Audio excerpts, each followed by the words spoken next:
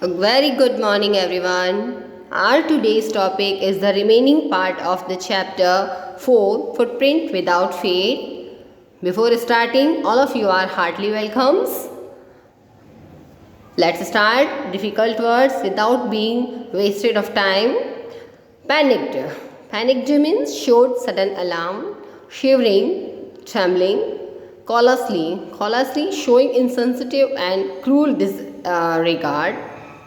And centric है crazy या unconventional and strange behaviour, अजीब सा व्यवहार करना, जिसे हम हमारी लैंग्वेज में सनकी भी कह सकते हैं। इरिटेबल इजीली मेड एंग्री, जो बात हमें बहुत ही जल्दी से बहुत ही इजीली एंग्री करती हो। फ्यूरियस एंग्री या violent. And historic widely emotional and exaggerated reaction, बहुत ही अधिक इमोशनल पर्सन। इससे पहले वाले पार्ट में हमने पढ़ा था कि Griffin is a scientist, he is very brilliant but he commit many crimes after become invisible. वो इनविजिबल होने के बाद बहुत सारे क्राइम कमिट करता है, बहुत ही ब्रिलियंट है लेकिन फिर भी लॉलेस पर्सन बन जाता है। और अभी तक हमने पढ़ा था कि वो लंदन में है और लंदन से ही अपने आप को बचाने के लिए फिर इपिंग में आता है। अब इसके आगे का part, satisfied that her guest was an eccentric scientist. इससे पहले जब इपिंग में वो एक इन में आके रुकता है और इनकी लैंडलॉर्ड है मिसेस हॉल, जो उससे बहुत ही फ्रेंडली होने की कोशिश करती है लेकिन वो उसे अवॉइड करता है। तो वो आगे ये satisfied that her guest was an eccentric person, वो इस बात को लेकर सेटिस्फाई हो जाती है कि उसका गेस्ट एक एसेंट्रिक है, सनकी व्यक्ति है, वैज्ञानिक है। And in view of the fact, और फैक्ट की बात ये थी that he had paid her in advance, कि उसने उसे एडवांस में सारा पे भी कर दिया है। Mrs Hall was prepare to excuse his strange habit and irritable temper. तो मिसेस हॉल जो थी वो तैयार हो गई उसके साइंटिस्ट के बहुत ही अजीब से आदतों और इरिटेबल टेम्पर को बियर करने के लिए प्रिपेयर हो गई थी वो। But the stolen money did not last long, लेकिन जो पैसा उसने वहाँ चुराया था उस थियरेटिकल कंपनी से, वो लास्ट लॉन्ग नहीं चला, उसके पास में ज़्यादा समय तक नहीं चला। And presently Griffin had to admit that he had no more ready cash, और आखिरकार उसे ये एडमिट करना पड़ा, ये स्वीकार करना पड़ा दैट उसके पास अभी रेडी कैश नहीं है। ही प्रिटेंडेड, उसने ये दिखावा किया, however that he was expecting a check to arrive at any moment। उसने ये दिखावा किया मिसेस हॉल के सामने कि वो एक चेक आने की एक्सपेक्टेशन कर रहा है, कि उसका कोई चेक आने वाला है। शॉर्टली आफ्टरवर्ड, उसकी बहुत ही कम समय के बाद, अ क्यूरियस एपिसोड अकर्ड, एक बहुत ही अजीब सी, बहुत ही क्यूरियस घटना हुई। एपिसोड मीन्स इंसिडेंट, घटना घटी। Sorry. Very early in the morning, a clergyman and his wife were awakened by noises in the study। बहुत ही सुबह, अल सुबह, क्लर्गीमैन जो चर्च का आदमी होता है, पादरी, वो और उसकी पत्नी उठ गए। कैसे उठे? नॉइजेस इन द स्टडी, उनके घर के स्टडी रूम में कुछ आवाज़ें सुनकर वो दोनों उठ गए, जग गए। Creeping down stair, they heard the chink of money being taken from the clergyman's desk. और डाउन स्टेयर, सीढ़ियाँ उतरते समय उन्होंने सुना, they heard the chink of money, chink of money यानी सिक्कों की खनखनाहट, जो सिक्कों की खनखनाने की आवाज़ उन्होंने सुनी थी, जो कि taken from the clergyman's desk, क्लर्गीमैन के डेस्क से उठाए जा रहे थे, तो उस आवाज़ को उन्होंने सुना। Without making any noises and with a poker grasped firmly in his hand, the clergyman flung open the door without making any noise, बिना कोई शोर किए। And with a poker means stick, एक छड़ उसने पकड़ रखी थी, फर्मली, बहुत ही मजबूती से, इन हिज हैंड, अपने हाथ में पकड़े हुए। The clergyman flung open the door, उस क्लर्गीमैन ने एकदम से दरवाज़ा फ्लंज किया, यानी धड़ाम से वो दरवाज़ा खोला। एंड सरेंडर, उन्होंने बोला surrender. Then to his amazement he realized that the room appeared to be empty। लेकिन जैसे ही दरवाज़ा खोला, सरेंडर बोला, लेकिन उनके लिए बहुत ही सरप्राइजिंग सीन था वहाँ पे कि रूम बिल्कुल खाली था। He and his wife looked under the desk. उसकी पत्नी ने और दोनों ने डेस्क के नीचे देखा, behind the curtains and even up the chimney, यहाँ तक कि चिमनी के ऊपर भी सब जगह रूम में ढूंढा। There wasn't sign of anybody. वहाँ किसी के होने का कोई निशान नहीं था। Yet the desk had been open. फिर भी हाँ, डेस्क खुली थी। And the housekeeping money was missing. और जो घर खर्च के लिए पैसा उन्होंने वहाँ रखा हुआ था वो वहाँ से मिसिंग था। Extraordinary affair. The clergyman kept saying for the rest of the day. Rest of the day यानी शेष दिन के पूरे भाग, यानी शेष पूरे दिन वो यही कहता रहा दिन भर क्लर्कीमैन कि ये एक एक्स्ट्राऑर्डिनरी अफेयर, बड़ी विचित्र घटना हो गई, विचित्र बात है, दिखाई कोई नहीं दिया लेकिन पैसे गायब थे। तो बड़ा अजीब लग रहा था, विचित्र बात थी उनके लिए, वो दिन भर ये कहता रहा। But it was not as extraordinary as the behaviour of Mrs Hall's furniture a little later that morning. लेकिन उसी सुबह जितना क्लर्कीमैन के लिए एक्स्ट्राऑर्डिनरी था उससे भी कई गुना ज़्यादा एक्स्ट्राऑर्डिनरी बात हुई थी मिसेस हॉल के घर में कि उसका फर्नीचर ऐसा एक्स्ट्राऑर्डिनरी बिहेवियर कर रहा था, यानी उसके घर का फर्नीचर अजीब सा व्यवहार कर रहा था, मूव कर रहा था। क्या हो रहा था देखें। The landlord and his wife were up very early. Landlord और उसकी पत्नी बहुत जल्दी उठ गए। And were surprise to see the scientist door wide open. और ये देखकर सरप्राइज हुए कि साइंटिस्ट के रूम का दरवाज़ा बिल्कुल पूर्ण रूप से वाइडली यानी पूरा खुला था। Usually it was shut and locked. अक्सर क्या होता था, ज़्यादातर जनरली ये शट होता था और लॉक्ड होता था, उसके अंदर से बंद किया हुआ होता था ये। And he was furious if anyone entered his room. और वो बहुत ही गुस्सा हो जाता अगर कोई उसके कमरे में प्रवेश कर जाता था, इसलिए वो हमेशा अपना कमरे का दरवाज़ा बंद रखता था। The opportunity seemed too good to be missed. अब उन दोनों के लिए लैंडलॉर्ड जो थे पेयर कपल, उनके लिए बहुत ही अच्छी अपॉर्चुनिटी थी, ऐसा अच्छा अवसर था कि वो उसे मिस नहीं कर सकते थे। दे पीप्ड राउंड द डोर। उन्होंने दरवाजे से झांका। They saw nobody. और देखा अंदर कोई नहीं था।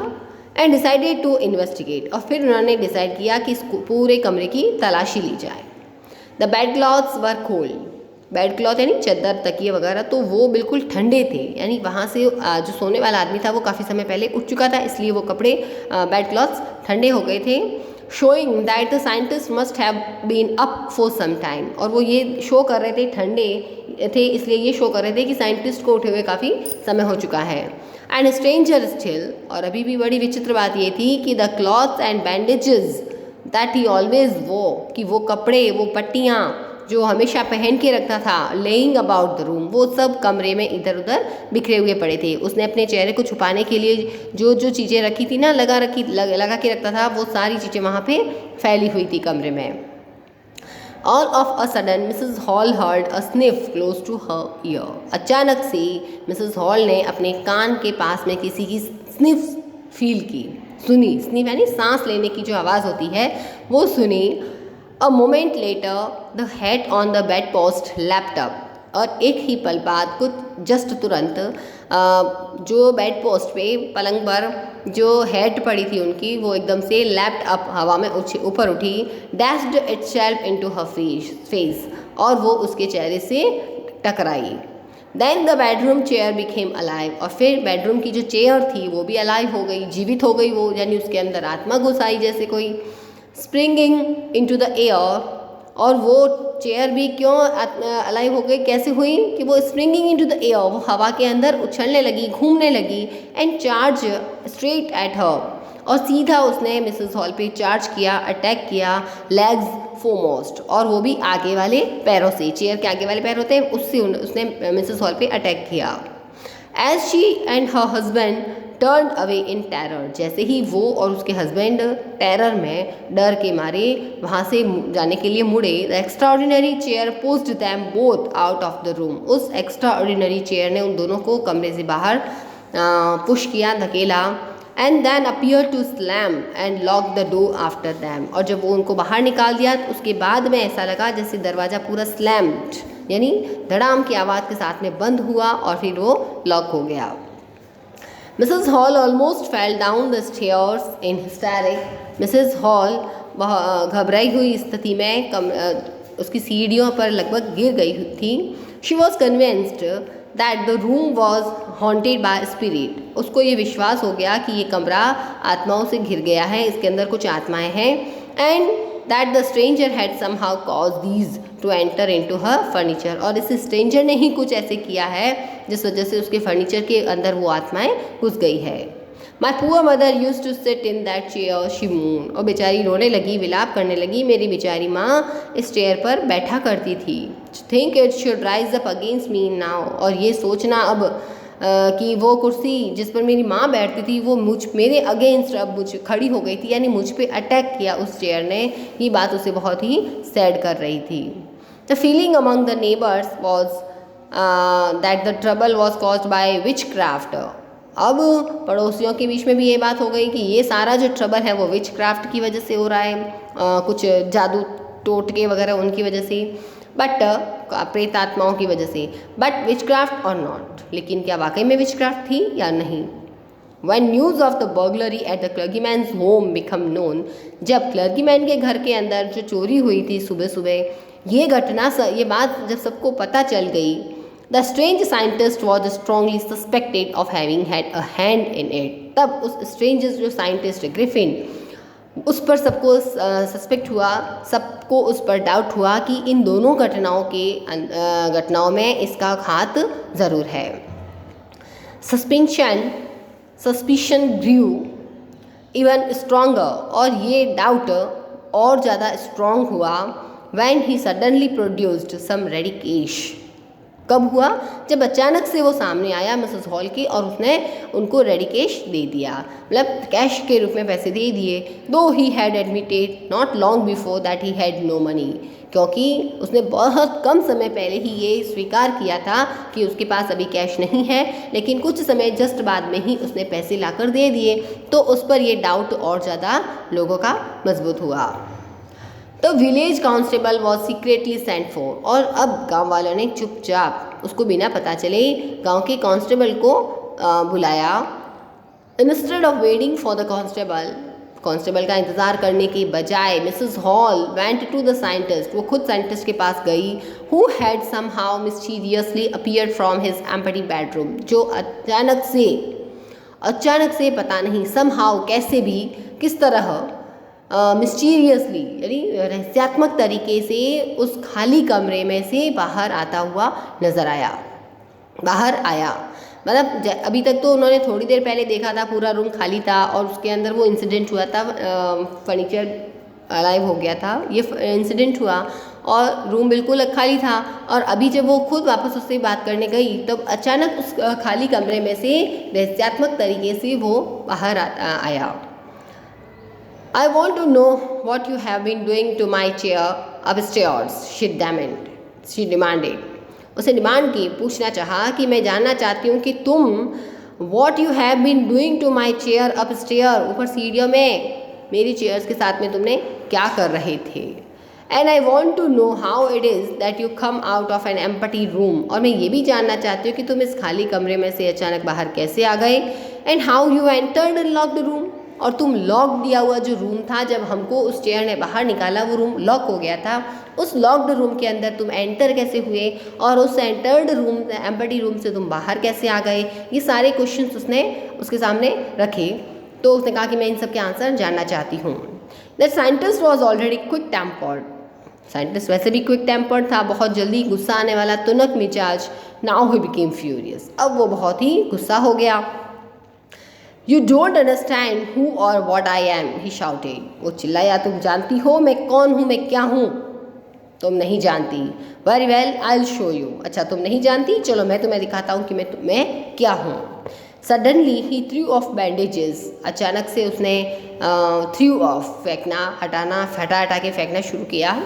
बैंडेज हटाई, फेंकी, विस्कर्स हटाई, स्पेक्टिकल्स एंड इवन नोज़, यहाँ तक कि नाक भी जो फॉल्स नोज़ उसने लगा रखी थी वो सब उसने फेंक दिए।